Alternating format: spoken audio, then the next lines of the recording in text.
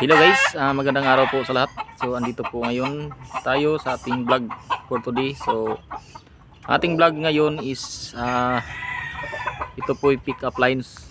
So practice lang po ito, pero may makukuha kayo na may matutunan kayo na asal dito sa aking video. So welcome to our YouTube channel, Julip Mix TV, and don't forget to subscribe, don't forget to share, and don't forget to like. So ngayon lang tayo bumabalik na naman sa ating video mga kadulip. So ang pag-uusapan natin ngayon is andito po tayo sa farm ng aking kapatid ng asawa ko. So walang tao dito. So sabi nila mas mabuti daw na mag-vlog tayo na maraming mga manok. So para ka nang mayroong kasama na tao.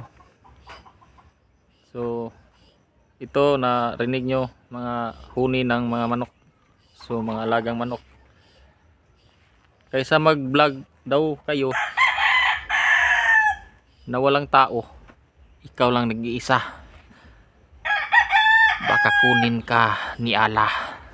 Thank you, and don't forget to subscribe again, Julip Mix TV. Nagbabalik tayong muli sa ating YouTube channel. So sa mga viewers dyan, shout out po sa mga subscribers na ako, sa mga subscribers ko noon yung adlaw. So sa amin morning ngayon. So good morning, and thank you for always watching my all videos. Thank you, and thank you to all support sa akong mga upload. Tungod kay tagsara kita mag-upload. So sa katong mga viewers ko noon, mga subscribers, mga masters in vlogging, shout out po sa inyong lahat. So hindi ko kayo maisa't isa dahil hindi na tayo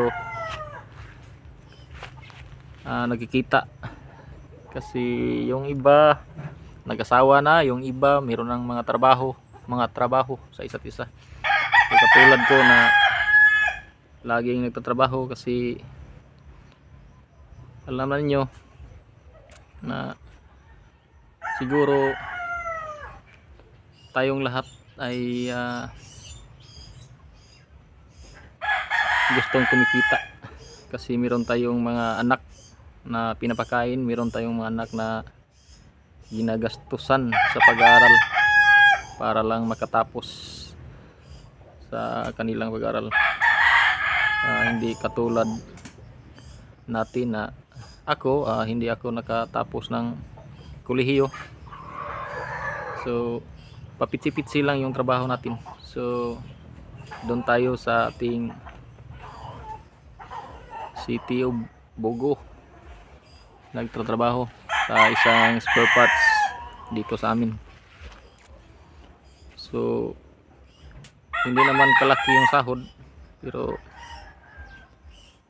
pinagsisikapan ko po rin kasama yung asawa ko, yung pares ko, na magsisikap para makatapos din yung dalawa kong mga anak, babae at lalaki. Yung panganay ko isang lalaki, at yung pangalawa isang babae. So yung lalaki ay nag-aral ng isang kurso na IT, at yung babae doon sa CTO nag-aral po, isa pong engineer. So kasama ko ang Diyos, at kasama ko ang Panginoon na balang araw meron akong college na mga anak. So kami, yung asawa ko, hindi kami nakapagtapos ng aming pag-aaral, kasi noon ay yung mga magulang ko wala nang pira na ipagpatapos.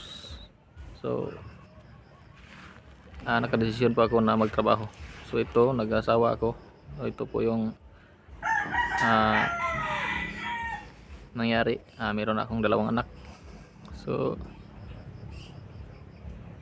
sa awa ng Diyos, pinagbigyan naman kami ng ating Panginoon na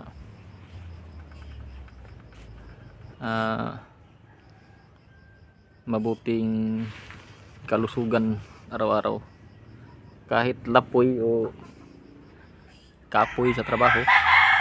So iniisip ko lang na kapag mag-absent ako, wala akong makukuha na sahod. So mintras makakaya pa, trabaho ng trabaho lang. So medyo tumataas na yung